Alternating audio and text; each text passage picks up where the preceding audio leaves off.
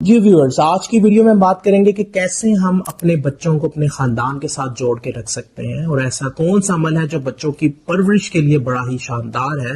کیونکہ ریسرچ کے مطابق فیملی ریچولز بچے کی پرورش میں بہت اہم کردار ادا کرتی ہے، بچوں کو جذباتی مضبوط کرتی ہے، اور اس کے ساتھ ساتھ بچے پورے اعتماد ہوتے ہیں جن فیملیز کے ریچول سٹرونگ ہیں۔ اب فیملی ریچولز کیسے ڈیولپ کیے جائیں، ایسی کیا چیزیں ہیں جن کو اپنا کر ہم اپنے فیملی ریچولز کو سٹرونگ کر سکتے ہیں؟ تو سب سے پہلا کام ہم نے